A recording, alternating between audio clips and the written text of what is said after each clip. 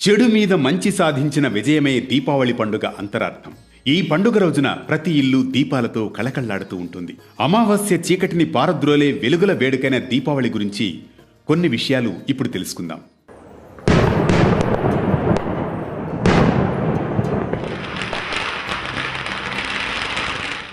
ఆశ్వయుజ బహుళ త్రయోదశి నుంచి కార్తీక శుద్ధ విదియ వరకు 5 రోజుల పాటు దీపావళి పండుగను జరుపుకుంటారు.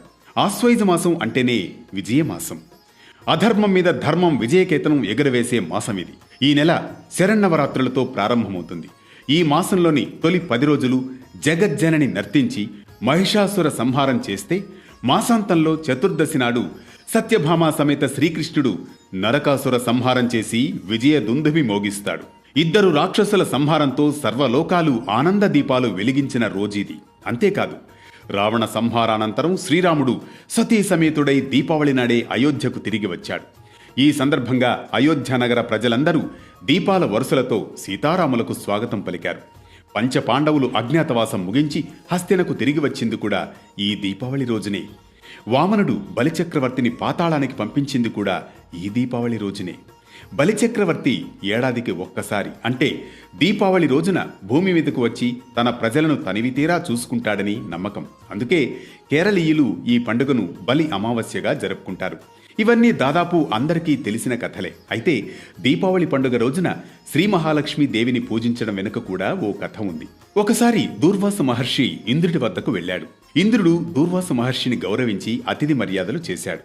ఆ ఆతిథ్యానికి మెచ్చిన దూర్వాస మహర్షి తన తపశ్శక్తితో ఒక హారాన్ని సృష్టించి దాన్ని ఇంద్రుడికి బహుమతిగా ఇస్తాడు. ముల్లోకాలకు అధిపతినైన నాకు ఇలాంటి హారాలు ఒక లెక్కనా అనే అహంకారంతో ఇంద్రుడు ఆ హారాన్ని తన దగ్గర ఉన్న ఐరావతం మెడలో వేసేస్తాడు. ఆ ఐరావతం తన తొండంతో హారాన్ని లాగి కాలి కింద వేసుకుని తొక్కేస్తుంది. అది చూసిన దూర్వాస మహర్షి ఆగ్రహంతో, నీకు ఈ 3 లోకాల ఆధిపత్యం ఉందనే కదా అహంకారం, అది పోతుంది పో అని శపిస్తాడు. దాంతో ఆధిపత్యం కోల్పోయిన ఇంద్రుడు శ్రీ మహావిష్ణువు వద్దకు వెళ్లి తన సమస్యను చెప్పుకొని పరిష్కారం అడుగుతాడు. అప్పుడు శ్రీ మహావిష్ణువు ఒక జ్యోతిని వెలిగించి దాన్ని శ్రీ మహాలక్ష్మి స్వరూపంగా తలచి పూజించమని సూచిస్తాడు. ఈ సూచనల ప్రకారం అమ్మవారిని ఆరాధిస్తాడు ఇంద్రుడు. దాంతో శ్రీ మహాలక్ష్మీదేవి సంతోషించి ఇంద్రుడికి 3 లోకాల ఆధిపత్యాన్ని తిరిగి వచ్చేలా చేస్తుంది. అప్పుడు ఇంద్రుడు శ్రీ మహాలక్ష్మిని, తల్లి, నువ్వు కేవలం శ్రీహరి వద్దనే ఉండడం న్యాయమా? నీ భక్తులను కరుణించవా అని ప్రశ్నించాడు.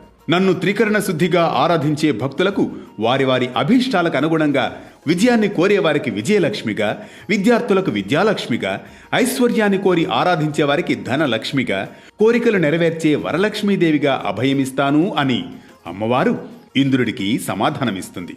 అందుకే దీపావళి పండుగ రోజున దీపం జ్యోతిః పరబ్రహ్మ, దీపం సర్వతమోపహం, దీపేన సాధ్యతే సర్వం, సంధ్యాదీపం నమోస్తుతే అంటూ సాయంత్రం సమయంలో దీపాలు వెలిగించి శ్రీ మహాలక్ష్మీదేవిని ఆరాధిస్తారు. మీకు, మీ కుటుంబ సభ్యులకు దీపావళి శుభాకాంక్షలు.